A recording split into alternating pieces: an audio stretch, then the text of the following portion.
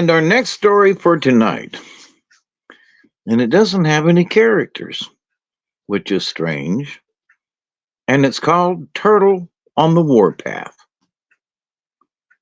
A turtle lived near a river. One day he thought, I'm lonesome. I'll go on the warpath. And getting into a canoe, he rowed upriver singing, I am on the warpath, I am on the warpath. When he had gone a short distance, a man came to the bank and called, Friend, stop a minute. I will go too. We will go on the warpath together. Turtle landed. On the bank stood Deer. Deer said, I want to go with you. Turtle answered, First, let me see you run. We may get beaten and have to run for our lives, and unless we can run very fast, we'll get scalped and killed. Run to that mountain over there and back. Deer ran to the mountain and was back in no time. Turtle said, You can't go. You don't run fast enough. Only fast runners can go with me. And Turtle started off in his canoe singing, I am on the warpath, I am on the warpath. Soon another man came to the bank and called, Stop! Come to the bank. I want to go on the warpath with you. Turtle landed and said to the man, You must let me see you run. I'll not take you unless you can run very fast. Run to the second mountain. The man was Skunk. He showed his strength and started, but Turtle called, Come back. That is enough. You can go. They got into the canoe and started, Turtle singing, I am on the warpath, I am on the warpath. You, brothers, smell rather strong. Soon a man called to them, Stop! You must land. I want to go on the warpath with you. This man was Bear. Turtle landed and told Bear to run to the mountain. He started off and soon came back. Turtle said, You won't do. You don't run fast enough. You don't run fast enough to suit me. And he pushed off again, singing, I am on the warpath, I am on the warpath. You, brother, smell rather strong. Another man called to them from the bank. They landed and went up. The man was Hedgehog, and he wanted to go on the warpath. Turtle said, If you are a good runner, I will take you. Run to that mountain over there. Hedgehog turned and started to run. His feet crossed each other. He stumbled and nearly rolled over. He had taken but a few steps when Turtle said, Stop! You'll do. Come down to the canoe. The three started, Turtle singing, We are on the warpath, we are on the warpath. You, brother, smell rather strong. You, brother, have many arrows, his quills. Now Elk called from the bank, Stop!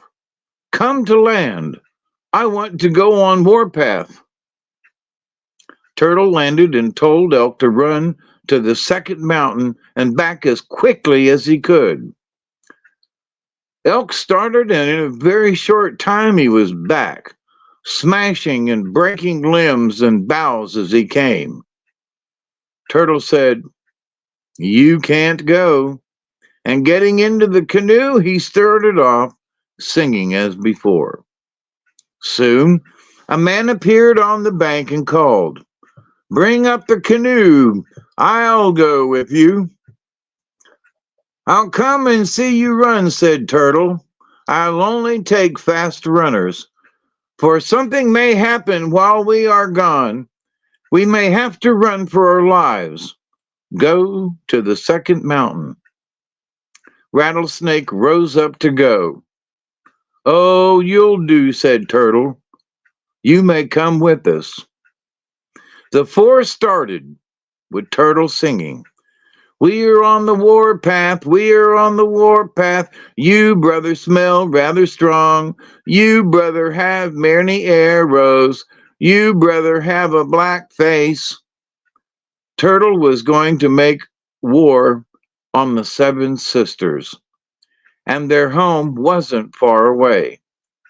The warriors reached the place and pulled the canoe out of the water. Then Turtle said, "Each man must choose the place he wants to be in when the war begins." Skunk said, "I will be near the fireplace and will attack the first person I see." Hedgehog said, "I'll hide near the house in that pile of wood, and I will attack the first person who comes for wood." Rattlesnake said he would get into the skin bucket where they kept dried corn, and he would attack the first one who came for corn. Turtle said, "I'll station myself by the spring, and if anyone comes for water, there will be a fight." Early in the morning, the mother of the seven sisters began to build a fire.